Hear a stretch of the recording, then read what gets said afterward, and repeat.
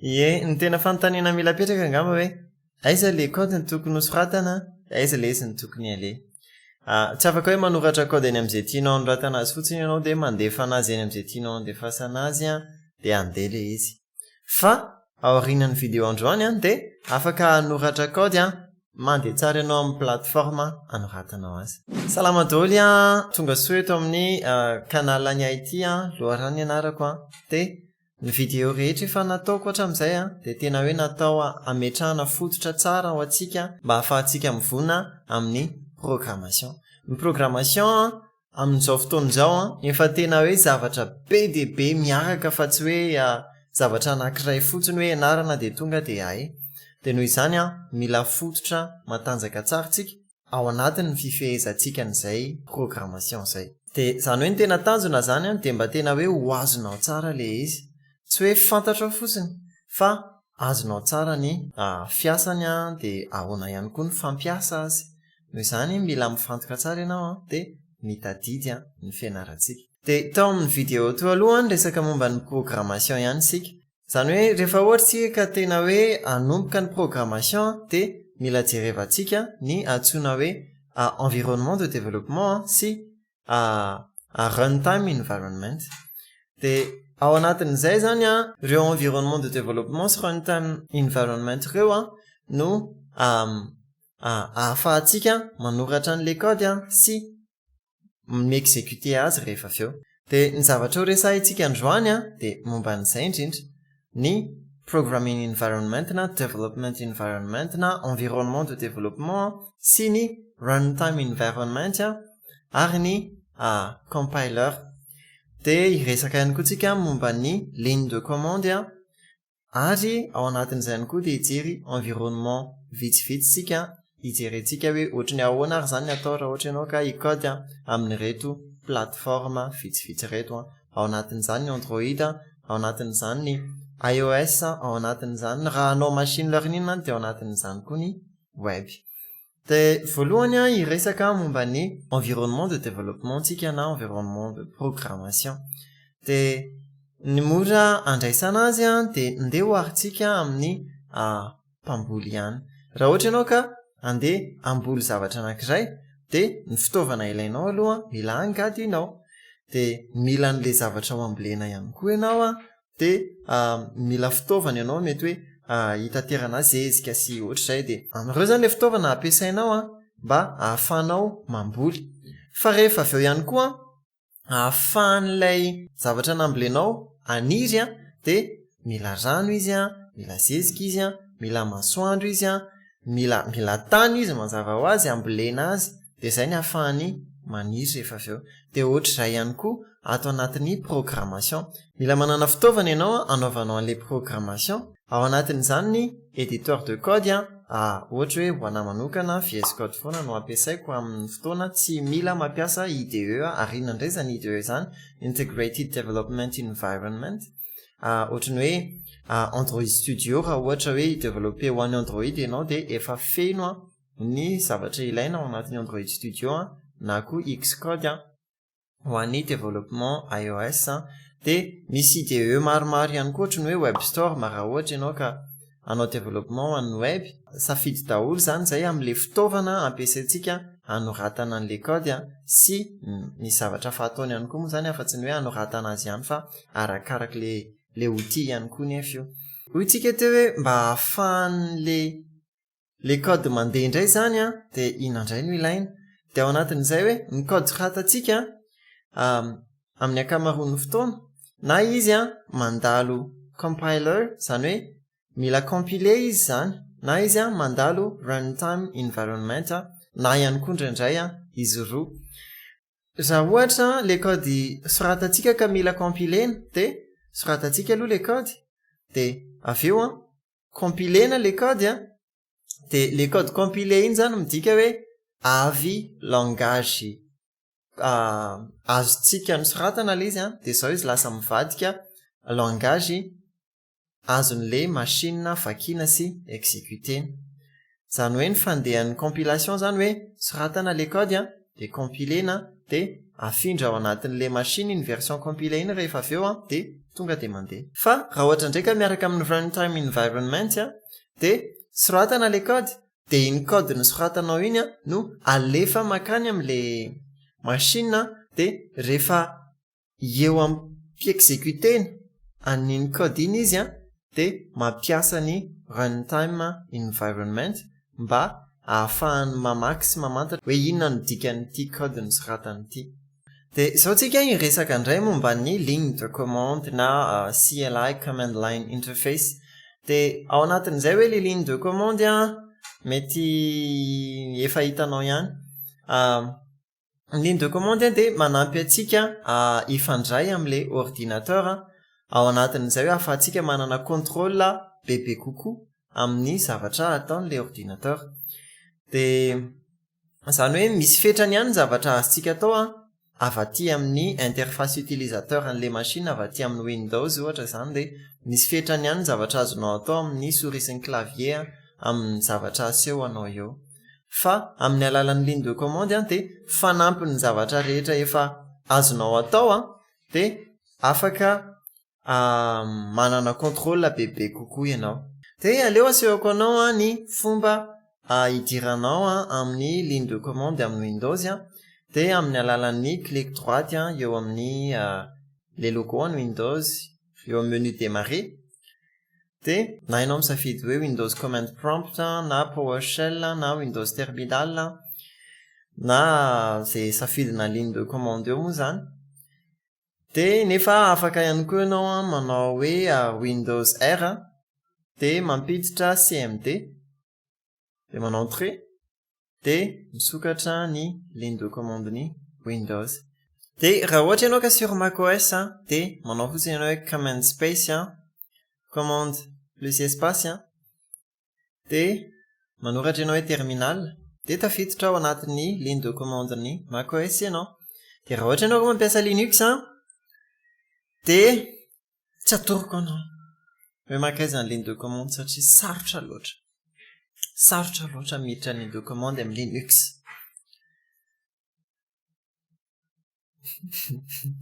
De ao anatin'izay ihany koa ny ligne de commande io efa karazana environnement de programmation ihany satria afaka amin'ny alalan'ny ligne de commande no mi-exécuter ny bash scripting na bash programming amin'ny Linux ohatra na ihany koa PowerShell scripting amin'ny Windows de efa anankiray sahady zay ao anatin'ny safidy maro ananantsika. De ndao ary tsika hijery environnement maromaro. Efa niresaka momba ny programmation ihany tsika sy ny langage de programmation. De ao anatin'izay hoe ny langage de raha ohatra ka tsy hainao no miteny azy de tsy afaka ho azon'ny olona le izy. De ohatra ihany koa ny langage de programmation. Fa nefany ny ordinateur tsy hoe langage anankiray ihany no azony fa misy langage maro de maro arakaraky ny teknolojia sy ny plateforme ampiasaina. De efa niresaka momba ny web tsika de ny développement web efa nijerevantsika tao anaty vidéo anankiroa. Azonao hoe pause ity vidéo ity de mijery an'ireo vidéo ireo anao de zay anao vao miverina eto indray ahafahanao manaraka azy tsara. De ny olona rehetra mampiasa ny web. De ao anatin'izany iresaka zao tsika momba ny langage de programmation ny web de tsy inona izany fa ny JavaScript. De ny JavaScript de efa mandeha amin'ny navigateur web rehetra. Ary ny navigateur web misy na amin'ny smartphone na amin'ny tablette na amin'ny ordinateur laptop rehetra misy daholo. Fa nefa ihany koa tsy amin'ny navigateur web ihany JavaScript ny afaka exécutena fa amin'ny plateforme rehetra na de tsy misy navigateur ary amin'ny alalan'ny Node.js. Node.js ny runtime environment ho an'ny JavaScript ivelan'ny navigateur. De ijery ohatra anatin'izay sahady tsika raha misy navigateur web eo amin'ny machine anao de Google Chrome ny alaiko ohatra afaka miditra amin'ny console tsika amin'ny alalan'ny control shift J de raha mamaky indray de hoe control option G de aveo tsika afaka manoratra JavaScript sahady. De tsaronao za efa niteny anao tao anatin'ny vidéo farany indrindra teo hoe misy ny fonction préfabriqué. De ijery anankiray amin'izay tsika ao anatin'ny web androany de ny anaran'le fonction hoe alerte. Raha ohatra tsika ka manoratra hoe alerte de apitsika texte ao anaty parenthèse de aveo tsika manao hoe entrée de hitanao misy pop-up mipoitra ao anatin'le navigateur. Zay ahafahantsika miinteragir am'le page efa miseho eo anatrehantsika. Fa amin'ny maha développeur web ihany koa de tsy ohatr'izay ny fanaovana azy fa ao anatin'ny code source izay ho alefa am'le navigateur no efa insérentsika an'le code javascript atsika. Jery ohatra ao anatin'izay tsika de ndao jerentsika ty fichier HTML ty. Apitsika script ao anatiny de aveo andao sokafatsika ty fichier ty. Rehefa misokatra le fichier de hitatsika hoe exécuter le code ampidiritsika atao anatin'le script teo. Fa ny fomba manaraka ahafahana mi-exécuter javascript ihany koa itsika de amin'ny alalan'ny Node.js. Afaka téléchargenao aloha Node.js de aveo mi-installer Node.js. De rehefa vita zay de afaka mamorona fichier javascript tsika. De ao anatin'izay araka nefa nyresahako hoe tsy ny navigateur no mi-exécuter an'ity code ty fa afa ao anatin'ny plateforme misy atsika ny système d'exploitation atsika ihany. De raha ohatra tsika ka anoratra zany ao anatin'ity éditeur de code tsika ty VS Code no ampiasaitsika eto zao de manao antsika hoe console.log de iny console.log iny apitsika texte ao anatiny. De console.log zany ahafahantsika miafficher texte avy eo amin'ny ligne de commande rehefa aveo. De mariko ihany koa rehefa ohatra ianao ka hoany am'le fichier vao nosoratanao de mila minaviguer makeo aloha ianao zany hoe azonao atao zany amin'ny alalan'ny shift de clic droite raha Windows ny ampiasainao avy eo amin'ny explorateur de fichier de tonga de eo ianao manana option hoe ouvrir ligne de commande ici na mais arakarak'izay version eo aminao eo. De nefa afaka hoe copienao ihany koa le chemin an'le fichier noforoninao de aveo manao ianao hoe cd na hoe change directory de collenao le chemin de tonga de eo no misy anao zao. De avy eo am'izay afaka manoratra ianao hoe node de le anaran'le fichier anao de exécuter les codes tsika de hitatsika hoe misafficher le izy. De ndao ndraitsika resaka momba ny développement mobile zany. De ao anatin'izay ny Android satria Android zao ny betsaka indrindra raha eto Madagasikara. Nefa ihany koa téléphone Android koa ny betsaka indrindra maneran-tany. De ny Android de tsy inona fa ohatrin'ny système d'exploitation ohatrin'ny iOS ihany raha ohatra ka ho an'ny iPhone na Windows. Raha ohatra ka mbola tsy fantatrao de Android Google no tompony sy manamboatra azy. De ny langage de programmation ampiasaina amin'ny Android de Kotlin. Teo aloha Java no ampiasaina. Ny code ampiasaintsika mba ahafahantsika miafficher ligne anankiray eo de println. De ao anaty parenthèse ampidiritsika le texte tiantsika ho affichena de eto tsika moa zany tsy hoe nécessairement mila Android Studio fa raha exécutena an'ity code ty fotsiny de mila an'le compiler Kotlin tsika sy Java runtime. De ahafahantsika micompiler an'le fichier Kotlin atsika de manao ny commande tsika aveo amin'ny ligne de commande ihany hoe Kotlin le anaran'le fichier atsika de aveo le anaran'le fichier tiantsika ivoahany le compilation de .jar iny fichier iny. De aveo am'izay mba ahafahantsika mi-exécuter an'iny .jar iny de mampiasa ny Java runtime tsika de manao antsika hoe Java de le fichier .jar teo. De arak'izay hitatsika zay ohatr'izay ny ahafahantsika mi-exécuter an'le code Kotlin teo. Ao anatin'ny Android Studio moa zany tena hoe ampiasantsika azy feno de ao tsika no manao ny développement Android rehetra tsy mila zavatra hafa installena afa-tsy fa nefa rehefa mi-installer Android Studio ianao de ny akamaroan'ny zavatra zay ho ilainao mavesatra ny Android Studio daholo ka noho izany mila mijery tsara ianao mila manana connexion internet ihany koa ianao zay vao mampiasa an'le Android Studio. De raha ohatra hoe afaka nijerentsika tao anatin'izay ny environnement ny développement Android de manao an'indray ary ho an'ny iOS, ho an'ny iPhone, ho an'ny iPad, ho an'ny macOS de langage de programmation ampiasaina amin'ireo de tsy inona fa Swift. Swift zany no langage de programmation ampiasaina na produit inona na inona amin'ny produit Apple no tianao hidevelopena programme anankiray. Ny Swift de compilé amin'ny alalan'ny Swift compiler avy amin'ny alalan'ny Xcode. Ny zavatra mila ataontsika voalohany zany de mi-télécharger ny Xcode avy ao anatin'ny App Store. de andaotsika amorona fichier Swift anankiray. De ao anatin'izay afaka mampiasa ny VS Code tsika de ny miafficher ligne ao anaty ligne de commande amin'ny alalan'ny Swift de mitovy an'le Kotlin nataotsika teo ny println de ao anaty parenthèse le texte ao affichena. De rehefa ohatra ka efa installé tsara Xcode de afaka manoratra ianao hoe Swift le anaran'le script entrée de misafficher les lignes. Zay aloha ny fomba ahafahantsika ny resaka momba ny programmation ho an'ny produit Apple. Fa rehefa ohatra hoe misy application manokana ho jerevantsika de miditra lalina ao anatin'izay koa tsika. Ndaotsika zao iresaka momba ny machine learning. Ny machine learning de tsy inona fa tena hoe fahafahana mampianatra ny ordinateur. Le logique ao anatin'izay de hoe raha ohatra ka ampianarinao le ordinateur amin'ny alalana sarina mananasy anankifolo hoe mananasy io. Rehefa ohatra izy ka asehonao voankazo rehefa aveo de hainy manavaka hoe mananasy io na tsy amin'ny alalan'ny variable faritanao. De ao anatin'ny machine learning amin'izao fotoana izao de Python no ampiasaina ahafahanao mikoder an'izay programme zay. Mba ahafahanao mi-exécuter Python de ny zavatra ilainao de le programme antsoina hoe Python ihany. De voalohany aloha mila téléchargenao izy de aorinan'izay installenao. De rehefa ohatra hoe vita zay de afaka mamorona fichier Python antsika zao.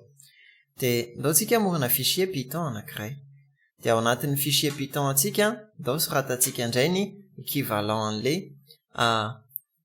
miafficher texte ao anatin'ny ligne de commande teo print ihany izy eto amin'ny Python de aveo mba exécuter-tsika iny fichier iny de manao fotsiny tsika ao anaty ligne de commande hoe Python le anaran'le fichier de entrée. Somary moramora izy ho an'iny Python iny. De ao anatin'izay hoe ny langage de programmation tena maro de maro.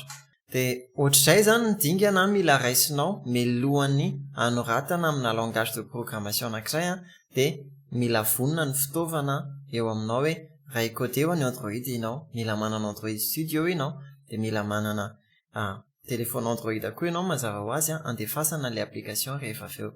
Zany hoe androany tsika zany ny resaka betsaka momba ny environnement de programmation zay misy ny éditeur de code tsika sy ny IDE na hoe Integrated Development Environment. Resaka ihany koa tsika momba ny runtime environment mi-exécuter an'le code amin'ny fotoana andefasana azy sy ny compiler mi-compiler an'le code mba hahatonga azy ho azon'le machine andefasana azy. De ny resaka momba ny ligne de commande ihany koa tsika ahafahantsika mifandray lalina kokoa amin'le ordinateur amin'ny alalan'ny fampidirana commande avy eo amin'le ligne de commande.